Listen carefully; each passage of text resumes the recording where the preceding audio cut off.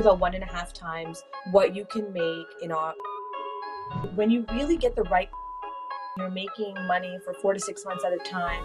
That's the base where we start, because ideally nothing's coming out of your pocket. You're at least making some cash flow. If you want top dollar, you get what you put out. Once I understood the concept of and how it can compound your wealth, it clicked right away. And I said, let's just go all in, because it's a really attractive strategy. I feel it gives you the most control over your property.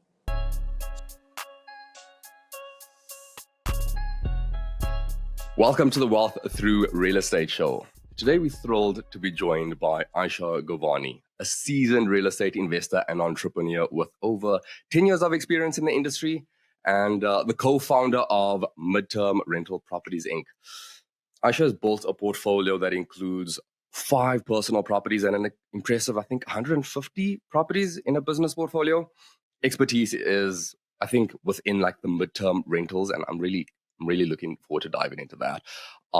It's an increasingly popular investment strategy. It provides that flexibility for investors. So, Aisha, I just want to welcome you. I'm excited to have you on the show today. Yeah, Ray, thank you so much for having me. I know we've been trying to get together for some time, so I'm glad it's finally happened. I'm excited to be here. So, Aisha, can you tell me what inspired you to focus on the midterm rental strategy as your primary investment strategy? And maybe you want to share about how you first got started and maybe your first investment and how that sort of progressed into it. Yeah, so I've been a real estate investor for about 10 years. I was actually, it's a funny story because I come from a family that did a lot of real estate when I was very young. My dad was a contractor. He used to build the units from top to bottom himself. He knew how to do every part of the building, and then he had tenants, and he was a landlord for many, many years until I was about 15. Then we switched, and he turned into a different type of business. He now has a delivery company. So then I didn't learn much about real estate growing up. I had just seen what I had seen as a young child, and I do have vivid memories of going and taking lunch for him when he was painting or renovating and things like that.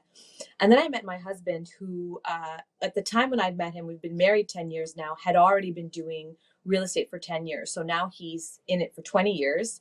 And so when I first met him, he sort of tricked me into getting him, helping him with the properties, and he would sort of give me a couple of tasks here and there to do. And so I slowly started diving into it. And as I learned more, I kind of was really eager to expand the portfolio and to see where we could take and grow our generational wealth. Once I understood the concept of investing in real estate and how it can compound your wealth and how it can build a generational wealth, it clicked right away.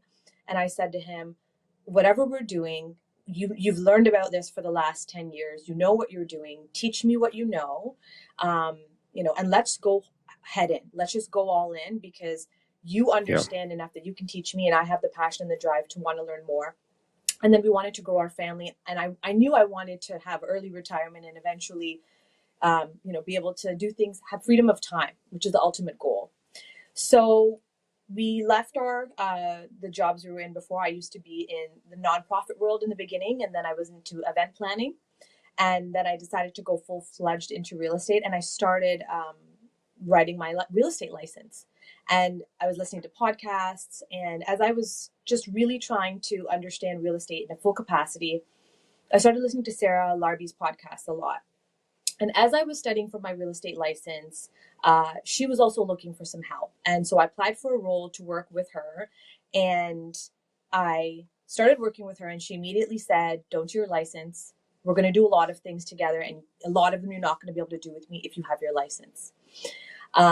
So I stopped taking my license. My husband had just finished his at that time, so we really didn't need 2 realtors in the family. In hindsight, it didn't make sense, but it did help me just to get my feet wet, even the studying part, just the basics of understanding the transactions, So then Sarah and I started working together, and she had been doing midterms in a lot of her furnished rentals, and she'd kind of been seeing the fluctuation of the short-term rentals based on the bylaws, the restrictions. A lot of the hosts were having to sell their homes. And she had been finding great success in the midterm strategy. The type of clientele was really the key factor, and the length of the stay. And when you really get the right client in there, you're settled in, you're making money for 4 to 6 months at a time. And if they're coming from the right avenues, that worry, the LTB worry, the RTA worry is sort of off your shoulders. And Yeah. this was at a time when the bylaws were rolling in hard and fast, and we didn't know how far they'd be stretched in. And that's when we decided to launch the midterm rental properties course. So we have a course online as well you can take to learn all about midterm rentals. And then we consecutively after launched our company. And that's what brings us sort of here today. Wow, thank you for bringing us up to speed. I love how in depth you went with that, and I didn't know that you were looking to get your license and then you switched avenues. But I'd say it looked like it worked out all for the best. Now I really want to unpack this midterm rentals because I think a lot of people know a lot about the standard buy and hold rentals, and then the whole Airbnb craze. But I feel like midterm rentals is not spoken about enough, and I feel like if we can shed a light on what makes it attractive and what to look out for and stuff like that, people could better understand if it's a good fit for them. So if we just start with what makes it attractive in today's market, especially with the change in rental landscape for maybe those newer investors, if you mind just touching on that. Yeah. Midterm rentals is a really attractive strategy. I feel it gives you the most control over your property. When you're renting out through the midterm strategy, you know that we're targeting a certain type of clientele. So that's corporate, it's homeowners Yeah. in transition, it's people new to the country that just need a little bit of support as they're launching their new business. Perhaps they're coming for a new job. So you have more control over the type of people that are going in your property. It's a different demographic altogether. So you're less likely to get someone who's coming in for a party. You're less likely to get damage. And most Yeah. of them are homeowners, so they tend to treat the properties better. You're having to worry less about two things. One, high turnovers. So the Airbnb is in and out, in and out, in and out, which can be a lot of active work if you're planning on managing it yourself. Your other option is to have a co-host, then you're giving a chunk away, or to arbitrage. And again, that's a strategy a host might want, but it really depends on how much control they want over their property. And then you're looking at a 4 to 6 month booking. You could even get an 8-month booking, a 9-month booking, but at the end of the term, you get your property back. And you're not having to worry about, a tenant not wanting to leave. You're not having to worry about, the bylaws coming in and all of this time and effort and energy you put in on this income you were hoping to get from the short-term rentals. A lot of people got hit very hard and they had to get rid of their properties because they had bought those properties and calculated the Airbnb short-term income, and within the 8-month period the bylaws rolled in and their hands were tied. They're like, either we sell our furniture and we go into long-term, like Hamilton is a great example of this situation where a lot of short-term properties were doing really well. The bylaws rolled in and half of them sold, and the other half came to midterms and said, we don't want to put a long-term tenant in. We still like the furnished rental clientele. Where can we find a good clientele who needs a minimum 1 month, month to month? And that's sort of why we encourage the midterm strategy, particularly for those hosts who already have a furnished rental in hand and who want a more hands-off experience as renting it out. No, that makes sense. Now, do you mind touching on the comparison between the long-term rental and the midterm rental? Like, what are the benefits on that end of the spectrum? Because maybe some of the long-term rentals thinking, well, you know what, it's almost like having just constant tenant turnover on my long-term rental, except they're not staying a year. You know what I mean? What are the benefits of having that midterm furnished rental versus just the traditional buy and hold? Yeah, great question. So one of the top reasons why people would want to choose a furnished midterm rental over a long-term rental is the rental income. Of course, it's about 1.5 times what you can make in a long-term rental. You can make that in a midterm rental. The second thing is, which for me is one of the most important things, is control over your property. So once you put a long-term tenant in there, they could be in there 1 year, they could be in there 20 years. And, as any fellow landlord or investor knows, to get someone out of your property when you need it for any reason, it's almost impossible. And it's 18-month minimum period wait. We're in the middle of one of those now. So, I can speak with conviction. But if I ever wanted to sell my properties, right, to get someone out, if I ever wanted to move into one of my properties, with the midterm, you can do any of that with a 30-day notice. Let's say you're working directly with us and you're not doing your own midterms. We just ask that you let us continue the booking, and you can come to me and say, look, this booking's almost done. I want my property. My daughter needs to move in. No worries. You've given us notice. It's all yours. To me, when you really put your savings and your hard-earned cash into the house, if the RTA wasn't the way it was and you were able to easily evict someone for not paying rent or damaging property or any of the reasons why a landlord should be legally allowed to remove somebody, then it's a different case. But we all know that that's not how the cookie crumbles. So I would say the biggest is you get more money, and the number one thing is more control over your unit.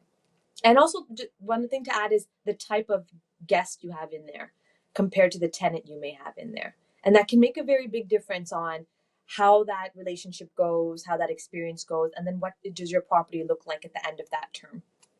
I love the fact that you highlighted that, because tenant profile is a very, very important factor. Now, one thing I want to say is we're a little bit luckier here in Alberta, where it's a little bit more landlord friendly than other provinces. But that being said, it's still a valid point, because even if you're looking to sell your property and you have a fixed lease, well, you're stuck in that fixed lease anyway, right? Whereas having shorter notice and being able to get access to your property a whole lot quicker definitely has its bonuses. Now, I'm curious as to how you go about, because someone looking at this, maybe you're like, well, it's easy for me to determine what my rental rates are going to be. I just go on Facebook Marketplace, I go on Rainfaster. There's a whole bunch of different sources, and I just look and I can easily compare and get some pretty accurate rental comparables. But when it comes to midterm rentals, I'm struggling to find out what that potential rental income looks like. Do you mind diving into how people can get a little bit more confidence and conviction that, okay, well, this might be a better strategy for me then? Yeah, great question. That's actually the number one thing I often talk to investors about when they call me and they say, what can I charge for this property? Now, you want to consider a few things. It's a big scale between, we start with what is your carrying cost. So after you furnished it, we are looking at an all-inclusive stay. So you're paying for internet, you're paying for utilities, you're paying for lawn care, and then you're furnishing the unit. So I would say take all of those expenses, plus the mortgage, plus the property tax, divide that by the 12 months. Tell me how much it's going to cost you to carry this property each month with everything in it. That's the base where we start, because ideally nothing's coming out of your pocket. I'm either we're either breaking even or you're at least making some cash flow. So we start at that number, but to be fair to the hosts, because you could be living in a $3.2 million home in Mississauga that has 4 bedrooms and 2 baths, top of the line finishes. And there are guests that will pay good money for a top of the line property because their company is paying for it, or they're wealthy and they want to be near their renovation. There's a plethora of reasons. But so we start there. We start at what is your carrying cost? And then, because I've been working in the business, now we're in our 3rd year, I've also had the opportunity to speak with the guests to find out, what does an actual realistic budget look like for a 1-bedroom and 2-bedroom and 3-bedroom across Canada? It's going to vary different across provinces, and then it's even going to vary within the provinces. So Southern Ontario, the GTA, is priced very differently from Hamilton or Brantford, or St. Catharines, or Welland, or Prince George, BC. So you're going to have those different, so I'm able to offer them my advice on, okay, this is your carrying cost. If someone comes to me and their carrying cost is $8,000, but I know in that area, the maximum I've been able to get is $6,000 from a guest, because that's where they value that 2 or 3 bedroom in that area, I will say to the host, I can't get you what you need. So you should either put a long-term guest, a tenant in there, or sell it. But if I put you on my market, then this is the max I'm going to be able to get you realistically. Because if you overprice yourself, you'll be sitting, you'll be just sitting waiting on the market. The midterm payout is much different than the short term, because short term, there's 4 or 5 different people staying in your house. So you can cash out $10,000. They're each willing to pay $2,000 to spend a week. But it's much harder to find an independent person or a family that's able to pay out, for example, $10,000. It's easier to find someone who can comfortably pay out $4,000 or $5,000, because in most cases, they're paying for a mortgage elsewhere as well. They're either paying it for a house Yeah. they're renovating, they're either paying it for, maybe they're divorced and they're paying for where their other spouse is living. Perhaps they're just moving for a short work contract. So that's really all of the factors you want to consider when pricing out your house. But we try our best to be fair. And then if we can't meet the amount that makes sense, and if you're bleeding cash, we'll just truthfully say the strategy doesn't make sense for you. Okay, so then for someone who's like, maybe they're analyzing properties to sort of find properties that would meet the strategy, and they don't want to have to bug you every single time, like, hey, would this work? What could they look at? And maybe they're even looking in markets that, you know, you potentially haven't even been in yourself. What are some things that they can look at to get an idea? Or do you recommend that people start, because I know you said take the cost and then we build up from there, but there can be a situation where the cost just far outweighs what would make sense for someone to actually stay there, in which case then you'd recommend maybe they go long term. So do you recommend they then look to see, like, does this property work as a long-term rental? And if it does, then chances are it could work for a short a midterm rental, barring some other factors and other things that we would have to get into place. What does that look like, so that people know, like, I'm covered in like the worst case scenario, or I have conviction that yes, let's put an offer in, this property would be a fantastic property for midterm rental? Yeah, great questions. And I have had people call me to say, I want to buy. When I buy, I only want to do midterm. Where should I buy? I can now tell you some of the top cities in most of the provinces, and particularly obviously in Ontario. But what I would say is, you know, look for a city that's growing. They're building different factories. New businesses are coming in. They're building an RT line. They have lots of hospitals. They have a university. Yes. Lots of school. You know, you're in a school area. If other people live in that area, then your house is going to be valued at midterm, because midterms are what other hosts need. So one of our busiest cities is Burlington, and then Oakville, because those are our most residential cities. Those are where wealthy people own homes and they have the money to do the renovations. And then they also have the money to stay in an additional furnished rental to be comfortable while they do those renovations. So I would really look at cities that have, you know, a wealthy population where, you know, they're going to need your place. And so that's kind of like Oakville, Burlington, Mississauga, especially as you crawl into the GTA. All of those are very high in demand, and the inventory is actually quite low, because not many people can afford to buy and hold in those areas.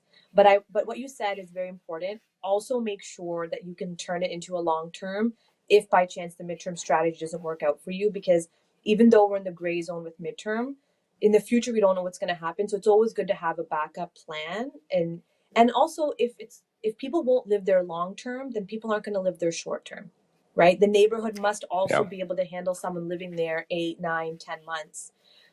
We dealt with a building where that neighborhood was not good for any type of guest. It just was an unsafe neighborhood. The neighbor was extremely aggravating to anyone who stayed there. And so you kind of assess those situations, but you want to assume it's not going to be like an Airbnb guest. They're going to be in and out in 3-4 days. They're not going to notice. They're going to notice the neighborhood. They're going to notice the neighbors. They're going to notice, is it safe at night? They're going to notice, is it really loud? So, you want to look at it. Yeah, can this be a long term, or a midterm? And then that way you do have your, T's crossed. You know what else? And I never thought of that, is some of your tenant profile would be people doing renovations on their home and just looking to live in a place in the interim. Like, I think of, when I think midterm rental, I think, okay, so, expats or insurance claims, and people need a place to stay while the insurance company rebuilds their home that just burnt down, or something along those lines. But there's a broad spectrum and range of different candidates that this could work for. Now, when you are getting into buying the midterm rental, furnishing the midterm rental, are you thinking of, this is my specific tenant profile in mind, so this is what I'm going to furnish it according to? What does that look like from the planning standpoint? Great question. So there's two things we look at. So we have two clients. We have the host that's a client and the guest that's a client. So when you come to us as a host, we obviously want to make sure you're not spending more than you need to, but we also want you to understand that you get what you put out. So if you're going to put in IKEA furniture, you're not going to have someone with a high budget that's going to be willing to pay you what you want for IKEA furniture. So we sort of hit the middle ground. We're like, pick a middle ground type of furniture, such as structube, something that is classy but durable, something that Mm, can look nice in photos but also be comfortable. You don't want to buy a glass table that's square with sharp edges if you're promoting your place to be family friendly. You don't want yeah. to put a beige rug in your living room if it's a rental. It will take one stay and it will be gone, right? So it's these tiny little things where we've set up so many units that when you come to us, especially when you're in the throw of wanting to set up, we will walk you through all of the type of things that you will require to purchase to have your home set up in a efficient manner, in a useful manner, and also not, you're paying so much out of pocket. Like, you don't need to buy luxury furniture. This is not your home. You don't need to think about everyone's style. Everybody is going to have a different style. You're not going to please everybody. But we Yeah. suggest, pick a color theme, maybe one or two basics across the house, but make everything as neutral as possible with a little bit of pop and not too many frilly things. Again, something is there, it's going to collect dust. You have to clean it. You want to be able to maintain and keep the place as tidy as possible and give people space to sort of also feel at home. I love that. So, question for you. I know you mentioned when you start running your numbers, it's working out that cost, and one of the things you included in that is the cost of furnishing. What do you recommend people sort of budget, or when they're breaking down the cost of that? Like, is that over 1 year, 2 years? Like, how long can they expect that furniture to last, and then how long can they sort of divide that up and include that into their monthly cost to make sure that they're accounting for that? Yeah, so we're looking at about, so let's just say looking anywhere between 10 and 25K, starting from a one bedroom all the way to a 3 or 4 bedroom, depending on the finishes. And then based on that, I kind of say put it over a 24-month period and just sort of divide it to like give yourself a couple $100 each month to then eventually pay yourself back, so that you're sort of whole. I mean, if we've been in some cases where people have made their money back much faster because their carrying costs were lower. Maybe Yeah. they inherited their house from their family, or they got it really cheap a long time ago. A long-term tenant finally moved out. They're like, this is basically costing me nothing to carry. I'm going to furnish it, and anything I make will get paid back very fast. So it really depends Mm. on the property itself and that financial, the space that it's in when you bring it to us. So it can vary, but on average, if you're starting up fresh, if you haven't had the property very long, I would say a 12 to 24-month period before you can pay yourself back, and you want to budget between 10 and 25K depending on the number of bedrooms. And we always recommend, comparative to short term, we don't do heads to beds. So we don't say put in a sofa bed and put in a bed here and put in a bed there, and we stick 10 people in a 4 bedroom. It's usually being rented to a single person, a couple, or a family. And the families usually have anywhere between 1 and 4 kids. So they're going to need, anywhere between 3 and 4 bedrooms. So when you're setting up the home, you want to consider how people can stay comfortably, and you want Mm. to ensure you have an in-home office because most people are traveling when they're working. So you want, there's certain elements of a midterm that are kind of mandatory during the setup. I love that you highlighted that, because literally the next question I was going to ask was, okay, so in your experience, what would you say is an essential item or feature that every midterm rental property should have? So have like a workspace. Is there anything else that you could think of? Yeah, so definitely dishwasher, in-house Mm. washer dryer. Ideally on-site parking free is phenomenal. Yes. And then if it's paid, let's say in a condo, just include that in your monthly fee so that they're not kind of feeling it's an add-on and an add-on and an add-on. And then, I mean, a backyard space is always fantastic if it's a house, and people will choose based on their needs and if they have a pet or whatnot. So I think those few features of people who are, again, we want to remember these are usually homeowners themselves. So they come from their home, they want to stay in a home, they want the parking, they want the dishwasher, they want the Mm. washer dryer, they want the nice backyard, kind of to feel as homely as possible and give them that space. Yeah. I get that. And that leads me to my next question is, in terms of property type, do you find that there's like a sweet spot and then there's potentially like a danger zone on like maybe the extremes of, okay, this is too big of a place, this is too small of a space, this is where I'd sort of keep it in? Yeah, great question, actually. So Majority of midterm guests, not all. We do have 20 to 30% who are okay, but most won't stay in a basement. They want, even if the basement is really lovely. I have beautiful walk-in basements. Like our stuff is really good. Most people don't want basements. Most people aren't going to pay for a 5-bedroom, 4-bath luxury house on Bridalwood in Mississauga where it's like $15K a month. I do have about 5% of my guests who will come with hefty budgets and they are looking for luxury, but it's not standard across the board. Across the board, people are looking for either condos in the major cities, like let's say Toronto. In places like Burlington, Hamilton, Oakville, Mississauga, they're looking for homes because those are the areas where mostly families want to stay. So they're looking for homes that parking is right outside the house. There's a better chance of getting a backyard. There's a better chance of getting a patio. So those are the type of properties that are across our unit. We have duplexes. We have it doesn't matter how the setup is as long as they have a separate entrance. They have their own space, and we can ensure that they're not feeling like it's a shared unit. It's very independent. That makes sense. I get that. Because you want that privacy factor. Especially if you're living in a property for a longer period. I think for like a short-term rental, you could get away with like a basement suite because they're living there for a few days. It's fine. Absolutely. But that makes sense. Yeah. That makes sense. I mean, even for long-term rentals, like that tends to be like the stay because you have that high turnover with basement suites, regardless. So, Yes. I love the fact that you highlighted that. Now, question for you is, where do people advertise to sort of get these tenants, or even to look at potential? Are there like rental comparables to look at when it comes to midterm rentals, or are you reaching out to different agencies? Like, what does that look like from getting your property rented out, accounting for vacancies, finding the sweet spot for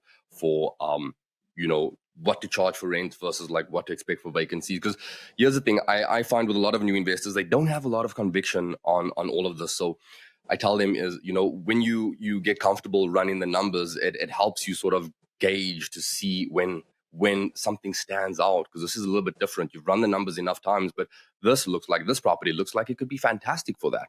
Yeah. Is there anything that you recommend? I know you help investors with this, but for potentially investors that are in areas that you don't service or looking to get their feet wet and just see if this is a strategy for them, are there any exercises or resources that you recommend they go check out so that they can get comfortable with this strategy? Yeah. So I think A big question, I know. Yeah. No, it's great. I mean, the first resource I'd recommend is our course. It's available online. It gives you all the information on how to find a guest, how to set up your property, what to look for in a property. It's very comprehensive. It's on midtermrentalproperties.com. That'd be the first resource. I'll link that in the footnotes as well. Thank you. In terms of pricing, again, I'll go back to two things. A, it's your carrying cost. And then B, it's in the neighborhood you've purchased the property. Go online, look at the long-term unfurnished rent, and then do times that by 1.5. And that's where your sweet spot is. That's where you can realistically ask people to pay. What you can realistically ask people to pay for your furnished rental is about 1.5 times what an unfurnished rental costs. How we find our guests. So we have a sales team who goes out and we do cold calls. We go to networking events. We host, we get booths at trade shows. We go out there, we make our contacts, we nurture them.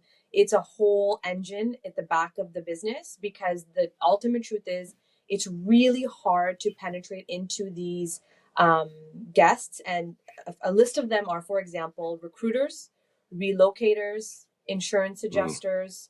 And the more professional they are and the larger volume of clients they handle, the harder it is to get in, because they don't want to deal with multiple people. They choose to work with us. Like we partner with a lot of other corporate housing companies in the GTA area and Southern Ontario, because we have a larger portfolio of properties outside the GTA, and a lot of them are just middlemen. They're the matchmaker between the guest and the host. But because I am a host that has 100 properties behind my name, they are willing to work with me for all of the bookings because I'm one contact. I'm a company, so Yeah. I have my systems, I have my processes, I have my contracts. They know I'm going to hold myself accountable because the name of my business is underneath it, and they don't have to deal with multiple hosts when they're doing multiple bookings in a year. My company is the only company they call. It's a one-stop shop, and so their employees talk to my team, and it's a very Yeah. easy relationship for them because they've also promised their guests the quality assurance piece. And so a Mm. lot of these companies don't even go on Airbnb because the quality assurance is not there. They can't take the risk of putting in their new Yeah. hire, their new CEO, whoever's coming in to put them in a unit that they're not sure of. We've had to do extensive pre-check-in protocols on some of our properties with these bigger companies as we're scaling to ensure the quality. And so they can only rely on a company to Mm. do something like that. And they've actually said, we will not work with individual hosts. It doesn't make sense. We're Yeah. too busy. So they come to us. It's a one-stop shop. And then we're able to follow their strict protocol. So if someone's out there wanting to do their own midterm strategy, a few other places I would suggest to look is the local hospital, the Mm. local, big corps in your city. Maybe you have a big accounting firm, maybe you have big factories, maybe you have a Microsoft, maybe you have a Google. So hospitals, big corporations. I would reach out to any relocators in that city, or any recruiters in that city, any insurance adjusters in that city. Really at any point, there are a lot of different industries. Like we have relationships with contractors who will call us and say, oh, we're about to gut someone's whole kitchen for 3 months. We've referred them to you. Can you put them in a home? So realtors, get in touch with your local realtor. Let them know what you're about. Let them know you have a furnished rental, and let them know because Yeah. there is a large guest opportunity with realtors because people are between a buy and a sell. So they need to bridge Yeah. where they're going to stay. People are new to the city. So the realtor wants them to stay in the city while they're shopping. So it's faster to close the deal. Maybe they have a realtor that have a client going through divorce. So now they sold that couple the home. So now they're helping the couple split, buy a second home, help everybody out. So, those are the type of client base where we would recommend a person with just one or two homes can access. The Mm. relocators, the bigger companies, you can reach out. They're harder to get into, but that's why kind of we're here. But there's a lot of ways people can also promote their own homes. It just takes a lot of legwork. You have to be persistent, and you have to keep contacting them till they, reply. I love that. Thank you so much for highlighting both sides of it, because what that does is it also just helps people decide, like, is this a good fit for me, or is that a good fit for me? Now, um, you know, I'm a realtor myself, and I actually literally have a client that's in the same situation. And I often tell people is you hardly ever just selling your home, moving into your new. You either owning two No. homes for a little bit, or you owning no homes for a little bit, and that's fantastic. So I love the fact that you highlighted that. So if people are wanting to manage it themselves, well, then they need to be able to put the legwork in of building these relationships. And Yeah. you highlighted so many different options I didn't even think of myself. So thank you for that, by the way. Thank you for not gatekeeping all of that and sharing No, of that. That's course. fantastic. I know that's valuable for people listening and considering the strategy. Yeah. And then also considering that there is work that needs to be put into it. Maybe they get a higher ROI just doing what they do during the day. You know what I mean? And maybe they want to outsource this. If they are looking to outsource this and they just want to ensure that they account for this when they run their numbers, what are the costs associated with having someone like yourself manage this for them? Yeah, great question. So we do have an annual listing fee for the host. So right now, October 2024, it's $99 plus tax. And that's it. Once a year, you pay that listing fee, you list with us. Nothing else comes out of the host's pocket. We handle the booking, we handle finding the guest, we handle the payment, we handle the communication, the checkout. We Wow. handle all of it. The only thing as a host you have to maintain is you have to have a cleaner that's responsible and knows your home well. We'd like them to have visited your unit at least once prior. And then you want to have a handyman available and who knows you, whom you trust, and who's visited your property at least once before. Because if something comes up in the middle of the stay, I don't want to call the emergency Yeah. plumber. I don't want to call the emergency electrician. That's going to that's going to burn through your pocket. We are here Yeah. to help you as a host. You are our client as much as the guest. So we want to keep this Mm-hmm. as efficient as possible and to make you as much money as possible. So if you have a good cleaner for me and a good handyman, then I can take care of the rest. And then as a company, how we make our money and how we survive is we tack on a percentage, which right now is anywhere between 10 and 15%, and then we charge the guest. And that helps cover the cost of all the resources we need to find the guest, bring them in, Yes. do all the paperwork, maintain the communication, do the follow-up, and continuously bring them back in for more bookings. So then I take it when they're running the numbers and they take in rental rates times 1.5, that wouldn't include that 10-20% you guys are charging. So they wouldn't have to deduct that from the 1.5 when running the numbers, right? So you come to me and you'll say, Gotcha. just for the sake of numbers, Aisha, I want $3,000 a month in my pocket net. That's going to cover your mortgage, your property tax. It's going to cover everything. And then I will tack on that 10 or 15%, and then I will charge the guests. Now, because we are very B2B, we have a lot of relationship with our clients. It's not instant booking.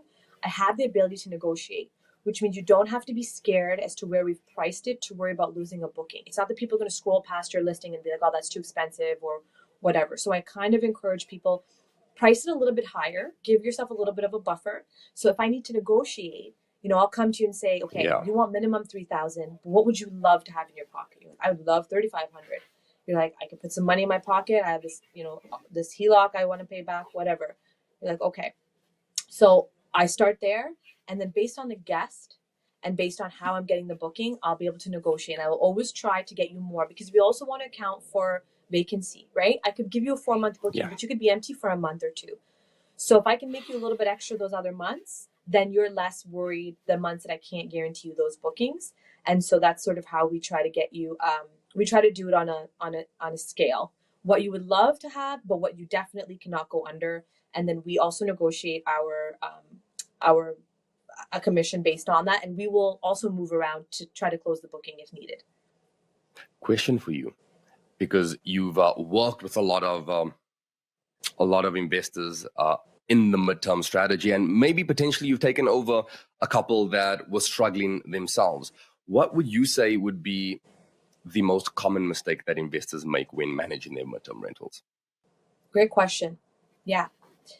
So a couple of things is not putting in good quality furniture, trying to mix match things, trying to like put in an old couch or an old table and just ruining you have a bunch of nice stuff and then you stuck a bunch of old stuff in there, but then you want top dollar, right? So if you want top dollar, you want to treat the house like a business and you're going to get what you put out. So that's, I think, number one. And then number two is hiring a very trusting and very good cleaner. If you don't have a good cleaner, you're in trouble because that guest walks in, the cleaner didn't do a good job, they're going to complain. So now they have a bad taste in their mouth. They're corporate. So all they're going to just do is say, well, next time I don't want to stay with this, in this unit. And then you got to send your cleaner back and you're going to pay for it. So having a good, good, trusted cleaner, and then ensuring that the house, I tell the hosts, ask yourself, would you want to stay here for 6 to 8 months? It's very different from an Airbnb because, I went to an Airbnb in Miami last year and it was just terrible. I couldn't sit on the couch. I didn't want to be in the unit. It looked very different from the photos. It wasn't as clean as I would have liked it to be. But I was only there 3 nights. So was I a little cranky about it? Sure. But we just left and came back, no problem. When someone is living in that unit, you don't want to have moldy showers. You want to make sure you have all the right supplies. You want to stock it with cleaning supplies. You want to stock it with the basic, salt, pepper, olive oil. You want to give them stuff for about 2 weeks, paper towel, toilet paper. So you want to set it up nicely for about 2 weeks. But do your walkthrough, check behind the microwave, check under the beds, check in the nooks and crannies, because when someone's there for 6 months, they're going to find it. And when they find it, it's going to result in, probably them not coming back. And people do return. It's going to result in them not returning, and then it result in them saying, I need to come back, but please don't send me to that house again. And then one final thing I'll say is making sure you have a good rapport with your neighbors and making sure that your neighbors are okay with what you're doing, because that can really make or break the experience of your guests. And trust me when I tell you, your neighbors are not going to care that that's your guest. If they're unhappy with what you're doing, they will try to jeopardize it any chance they can get. So make sure either you play friendly with your neighbors, or you just make sure you're in a neighborhood that there's not going to be any issues, because even if it's legally allowed, if your neighbors aren't having it, they're going to make it impossible for you. So I think those are three things to really consider when setting up the strategy. That's fantastic. That is, wow, that's powerful. So firstly, the cleaning, like I can absolutely see that. You move something and you're like, and you cringe because of what's left behind. So no, I question on this, of course, for people out there, they're like, okay, with Airbnbs, every time I have tenant turnover, or every time someone leaves, we get the cleaners in, we do our thing. For midterm rentals, it's just when someone leaves and you have the turnover, get the cleaners in to do like a detailed cleaning, and then they manage the cleaning throughout their stay. Is that how it works? Yeah. So I've been really lucky, and we have some guests who just pay for a weekly cleaner because they're just fantastic guests and they have the money and they're corporate. What I would recommend, if you are going to be renting out your unit, offer a monthly clean, add it onto your monthly price, because then you can get the cleaner to go in, and you're not going to open your door after 4 to 5 months and find your toilet covered in black, your microwave covered in mold. These are all things we've had happen. People can surprise you. You will be, you're an investor. You know what people are capable of. If you are, if we're going to rent it out more than a month, I just tell my hosts, tack in a monthly fee, get your cleaner in there once a month. We'll tell them it's part of the service, but at least someone's going in there, and and then they're also keeping an eye out. Oh, by the way, I saw a broken lamp in the garbage. By the way, I noticed a hole in the wall, blah, blah, blah, blah, blah.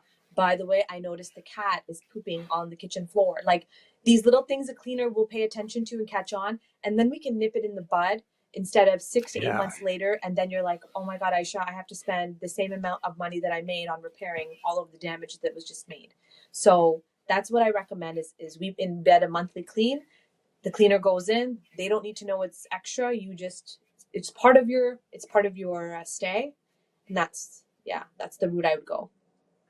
I love that, because I mean, at the end of the day, though, if you're maintaining that, the move out clean is not going to be as drastic and intensive anyway, where you have to pay for all of those compounded hours that you would have paid for anyway. You know what I mean? Right. Now, question for you: you mentioned having good relationships with your neighbors. Do you recommend that people, let's say they just bought a property, they're looking to use the midterm rental strategy, do you recommend that they go and disclose this to their neighbors to say, this is what my plan is, here's a little gift card, or do you recommend that they introduce themselves and not disclose it? What's your take on that? Yeah, so I think for midterm, it's actually easier to get away with having a guest, because the guest is in there for a month, 2 months, 8 months. It's not like Airbnb where it's like, every 3 days someone's in. And then the Airbnb guests don't care because they're in and they're out. They're noisy, they're messy. There's less empathy for the home. So I would say the latter. I would say, hey, I just bought the house next door. Just wanted to come and say hi. You'll be seeing me around. And that's it. They don't really need to know what you're going to do with it, but they need to know you're a nice guy.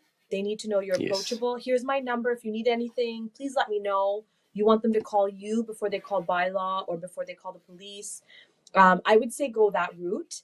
If you end up having, a guest that didn't work out, or something came up and the neighbors were disturbed, then perhaps you can go into the conversation of, here's what I'm doing, blah, blah, blah. But I think if you play your cards right and they just know you're not an absentee landlord, you're there, you're aware, you touch base with them, maybe a box of cookies and Christmas at the door, whatever, that's just the way to play it, because you don't need to lay out all your cards. But if people like you, they generally will leave you alone. And if you find the right midterm guest, you're not going to have a problem anyways, because again, that person doesn't want to screw up their stay. And if they're coming through a different connection, like an employment or an insurance, they don't want to mess that up either. So midterm guests tend to have something to lose between, so they generally won't be problematic. Yeah, when you put it that way, it makes a lot of sense. And it seems like they could be potentially the perfect balance in terms of dealing with the tenant. Like short-term rental, you're right, there's no accountability, there's hardly consideration for the neighbors, because who cares, right? We live in this Yeah. place soon, it doesn't really matter. And then long-term tenants, yes, there's less accountability, like you mentioned, for your employer or insurance, all of those factors where you're trying to be on your best behavior. It's kind of just your home, let your guard down, just have things be what they are. So I actually like that. I love the fact that you highlighted that. Now, Aisha, it's one of my favorite segments of the show, and I call it time capsule. So let's kind of imagine that you stumbled across a time machine that allows you to travel back and forth in time. No, you can't change anything, but you can give and receive advice from your younger or older self. So first, let's go back to when you were 18 years old. With the knowledge that you now have, what advice would you give your 18-year-old self? Now, this could be business, familial, investing, personal life, whatever, or a combination of it. But what advice would you give your 18-year-old self? This is a great question. Take your time. So I would probably first say, and I don't know, I'd probably first say, don't go to university. I'd say, don't go to university, and convince your dad to teach you everything he knows about business, and just work with him as much as possible. And that's what I would do. Yeah. Get the real education. Yeah. And I would tell my mom, teach me how to cook every dish you know how to make. Teach me how to clean the house the way you clean it. Teach me how to be an adult, so I don't have to figure it out after going to school for 10 years and then have kids and be like, now what? We're all trying to figure it out. But I think if we spent more time with our families instead of in the public school system, we would be much different people.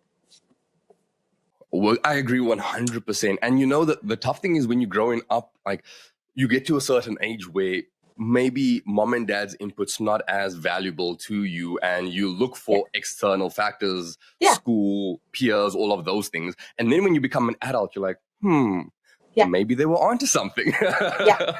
They could have absolutely get that. They could have taught me everything I needed to know in a way shorter amount of time, but times are different, the way they had to handle things and the way I have the liberty to do things is very different. It's because they worked so hard. I don't have to work as hard in a different way. Hard.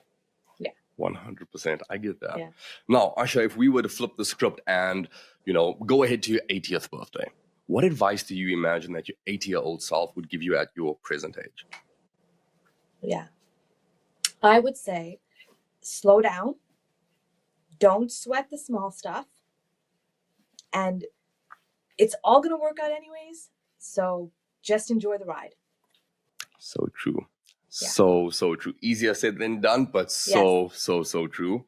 Because none of that, all the things that we put this high importance on really don't matter that much in the grand scheme of things if you look over a long enough time period. So I love that. Okay, Aisha, so how about we flip things up and we have a quick rapid fire round. So just answer the first thing that comes to mind, and let's have some fun with it. So in terms of renovations, what's one upgrade that consistently pays off in the midterm rental space? Let's say kitchen. Kitchen, perfect. One real estate trend that you think is overrated? A trend? Arbitrage. Okay. A favorite part of renovation, demo day or final reveal? Oh, I like to smash hammers, but I think the reveal is always a good one. Yeah. If you weren't in real estate, what would you be doing? Oh, I would be, if I wasn't in real estate, I would be running a center to host holistic retreats. So people could come to my center and have meditation retreats, medicinal journeys, ayahuasca, psilocybin, just come and just heal. And that's probably what I'll be running in 20 years, 10 years maybe. So I would say you could always treat your investors and be like, hey guys, you guys deserve some R&R. Let's have a retreat. Yeah, I think most people don't realize that we need that. So I would love to have a place to offer that to people. Yeah. Love that. I love that. Aisha, it's been fantastic talking to you, Yeah. I 100% believe that listeners that have listened to this point truly want to learn more from you. And I'm gonna leave your course. I'm gonna leave all your contact info in the show notes down below, so people can follow along and reach out to you. But for maybe those people that are driving, where's just off the top of your head the best spot that people can connect with you? Sure, you can find a lot of information on our website, midtermrentalproperties.com. My personal email is Aisha, Aisha, at midtermrentalproperties.com. You can also find us on Instagram, Facebook, we're everywhere. Perfect. Well, thank you so much for sharing your insights today, Aisha. It's been great. And all of our listeners, be sure to leave a like if you enjoyed the episode. Be sure to check Aisha's stuff out. She's fantastic. Leave a review if you enjoyed this, and keep investing smartly. Thank you for tuning in to the Wealth Through Real Estate Show.